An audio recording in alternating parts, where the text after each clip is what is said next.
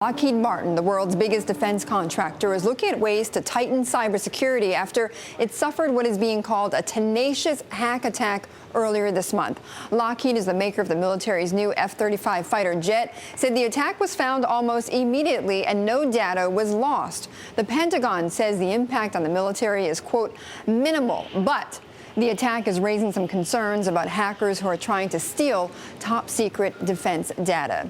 And following a myriad of cyber attacks on both U.S. and foreign countries, as well as companies, the Pentagon has concluded that computer sabotage coming from another country can constitute an act of war. For more on the Lockheed hack attack, as well as the U.S.'s response, we're joined over the phone from D.C. by AirPatrol's Chief Technology Officer. He's also a member of Obama's Commission on Cybersecurity, Tom Kellermann. Tom, great to have you back on. Thank you for having me. Okay, Tom, so let's take Lockheed first. What do we know, if anything, about the hackers that got into the system at Lockheed?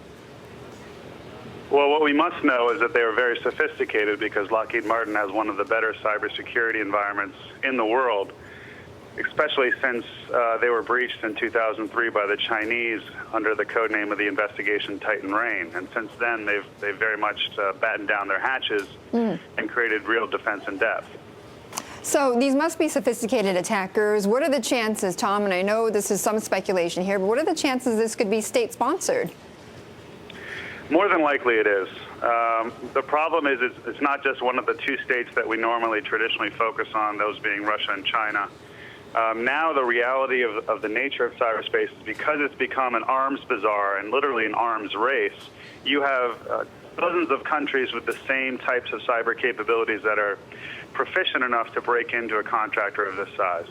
So then what can hackers do? I mean, we know from Lockheed that there was no data that was lost, but what can hackers do once they're inside a Lockheed? Well, the real question is whether or not data was not lost or destroyed, but whether it was copied.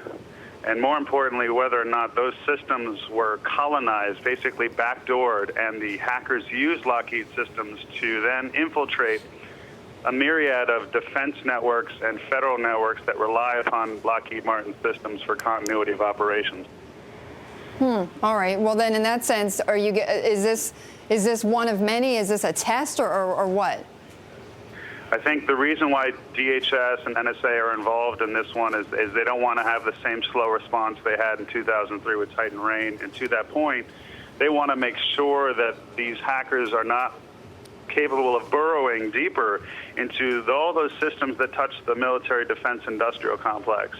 Well, how do they where they can basically put their little secret passageways into very, very sensitive federally owned systems from that beachhead. Well, how do they ensure that? How do they beef up their security then, Tom? Well, there's a number of technological ways they do that, but basically the premise here is not to build a better castle at this point. It's to build a better dungeon around the assets. So if the hacker is in your systems at this point, you want to make it more difficult for them to get out of your systems and to move around your systems. Tom, we talked earlier about this report. The Pentagon is going to be releasing this classified, and they're going to unclassify part of the document where a cyber attack is going to constitute an act of war. Did your counsel, by the way, advise the Pentagon on this?